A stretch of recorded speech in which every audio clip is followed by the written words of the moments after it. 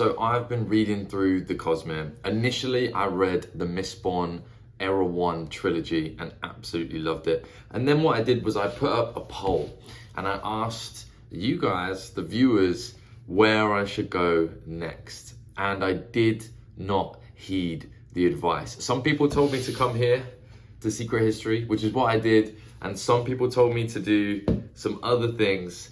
And who was right, you may ask? I'm about to tell you who was right.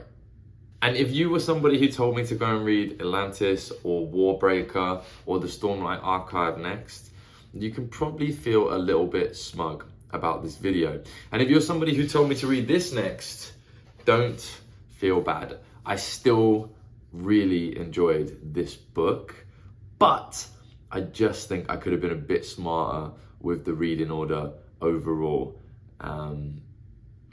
So let's talk about that. So on one hand, I absolutely loved the fact that I got to see a lot more of the Cosmere and I was able to kind of be lost in it as well. And I enjoy being lost. It's a lot of fun, but I felt like this time round I was too lost. There was nowhere for me to land. There was too many crazy things happening for me to have any hope or clue of piecing them together. And that's my fault because I jumped straight to Secret History instead of maybe building up the worlds a little bit more so that I can have a better understanding of what's going on. And maybe even if I'd read everything before this, there would still be a lot of mystery in it. But I just feel like if I'd had a better base, maybe I wouldn't have felt so lost by the end of the book. And Sanderson always sticks the landing. The end of this was fantastic. I'm going to talk about it. But the sections where Kelsier was kind of under the sea, and obviously he's in this like what's it called, cognitive world. There's 3 realms. Like, it was such a huge leap from not the simplicity of the Mistborn trilogy Era 1, but in comparison to this, the simplicity of the Mistborn Era 1. So yeah, overall, I'm obviously happy I read this book. It was a very fun book to read, and I got a lot of Kelsier, which is amazing. But I just wish that I knew a little bit more about what was going on by the end of it. We did, however, get one of the best info dumps. We got a Cosmere-sized info dump when we learned about Adonalsium and the Shards, and we get a lot of information here that I think is going to be obviously super relevant in later books, and it's going to allow me to enjoy later books as well. And normally when they do like it's not necessarily a time travel thing, but when they go back and revisit a book and tell it from a different perspective, sometimes it can cheapen the initial story, but this did not cheapen. It only enhanced, it only made richer the story that I'd already read, and it even improved some of the storylines as well, like Spooks, for example. What a cool alternate point of view for Spook and that adventure that he was on. What else do we get in this final section? So we see Sephandrius again, we see Drifter, and I really don't understand this person's role, but I highly doubt they're a person actually, but I do know they're going to be very important. The Shards seem to know who he is, which means he must be powerful, he must be important, and they were surprised that he's getting involved, and therefore he may even be more ancient than the Shards, potentially. Well, at least important enough for them to care about what he's doing and where he's going, which is massive. And we see Kelsier, he's in this like state where I think at that point he did semi-ascended because he was only in one realm, and at that point he had preservation's power, or some of it.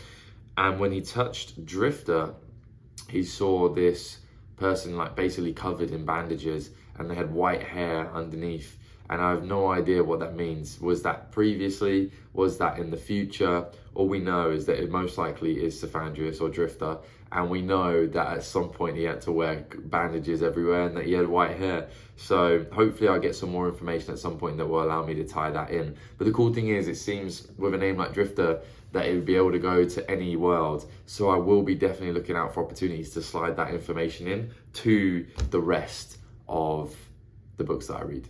Something else I really enjoyed was the juxtaposition between preservation and ruin. And we knew about this juxtaposition, preservation fading away and ruin becoming stronger and stronger and almost all powerful. But it was kind of behind the scenes. We could sense that was happening. We could feel that was happening, but we couldn't see it happening. And this time round, we got to see it happening. And the descriptions, especially of Ruin, being like the personification of Ruin, obviously, but then also just this mass of like wriggling, disgusting chaos that kind of inspires awe and also despair was amazingly done. And then the juxtaposition is Preservation, who seems to almost glow, but he's completely unraveling. And the way I saw it was almost just a piece of string by the end, completely unraveling. And it was just so good and fun to read those two. I thought that was done really, really well by Sanderson. And then we get something that I always get emotional about, and it's when like family members, or especially family members to be fair, and then also friends, like bet big on each other and come through for each other. And Kelsier says, what does Kelsier say? Kelsier, it's about Marsh. Obviously Marsh manages to bring the engraved metal to Vin, which we already knew from the previous trilogy. She sees the message and pulls the spike out, and that really is the start of the end for Ruin. And Kelsier says, you chose the wrong brother. You chose the one that will always find a way to do the right thing. And it was just like he bet on Marsh and it paid off. And it's like they didn't have the greatest relationship before, during, or probably even after the series. But just to see that come through always makes me feel quite emotional when something like that happens. So yeah, absolutely loved that. I loved how subtle the intervention was. Like with Spook, obviously it was quite a big deal, but that was really well done because we kind of thought Kelsier was involved anyway.